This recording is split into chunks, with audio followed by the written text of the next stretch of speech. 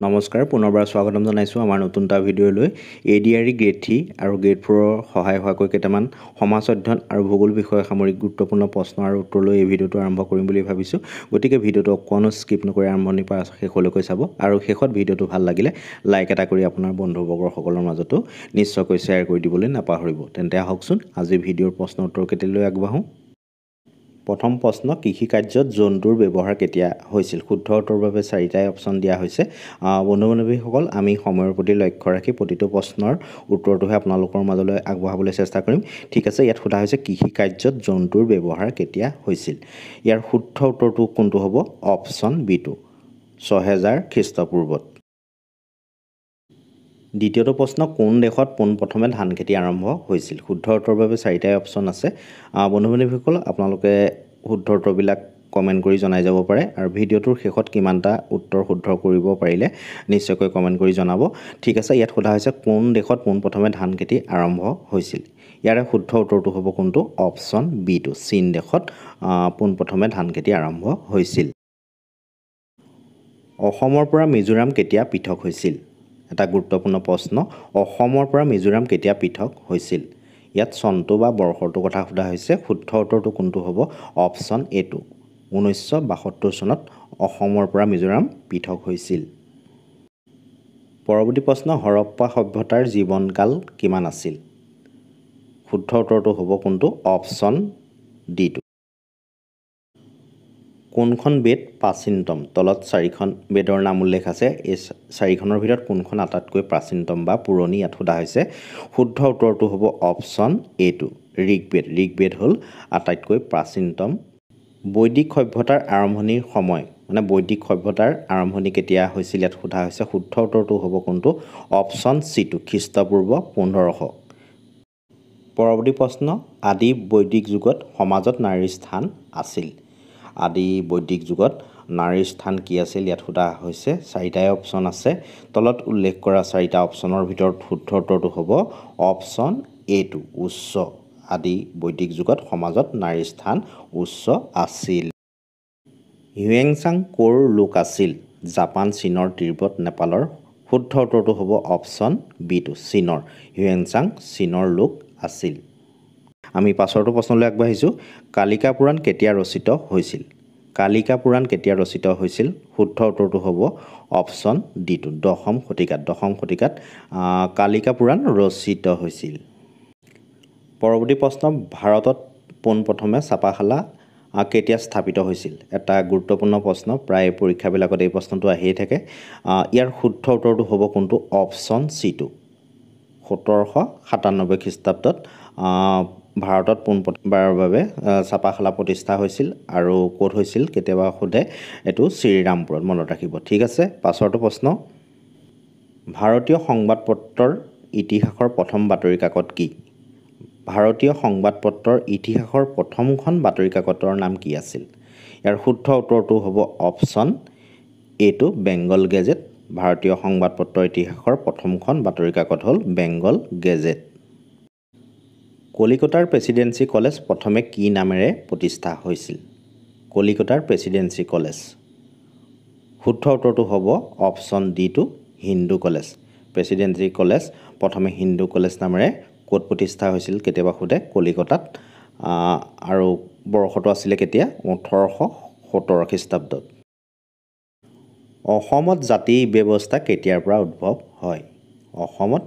জাতি ব্যৱস্থা কেতিয়াৰ পৰা উদ্ভৱ হয় শুদ্ধ উত্তৰটো হ'ব অপশ্যন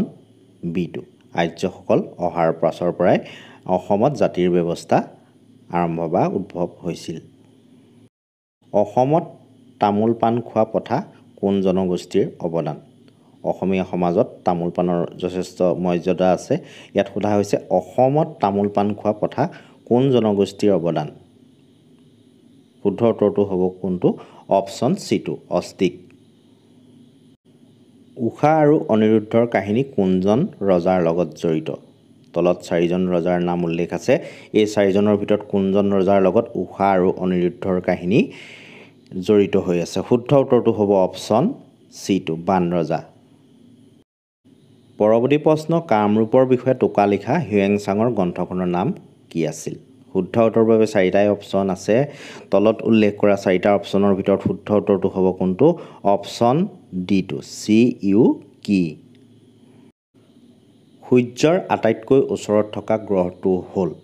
চাৰিটা গ্ৰহৰ নাম তলত উল্লেখ আছে এই চাৰিটা গ্ৰহৰ ভিতৰত সূৰ্যৰ আটাইতকৈ ওচৰত থকা গ্ৰহটো কোনটো হ'ব অপশ্যন এটো বুধ গ্ৰহ দূৰবীক্ষণৰ সহায়েৰে আৱিষ্কাৰ কৰা সৌৰজগতৰ প্ৰথম গ্ৰহটো হ'ল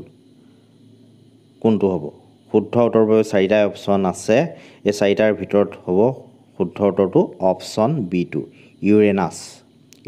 হ'ল দূৰবীক্ষণৰ সহায়েৰে আৱিষ্কাৰ কৰা সৌৰজগতৰ প্ৰথমটো গ্ৰহ পৃথিৱীয়ে সূৰ্যৰ চাৰিওফালে এপাক ঘূৰিবলৈ সময় লাগে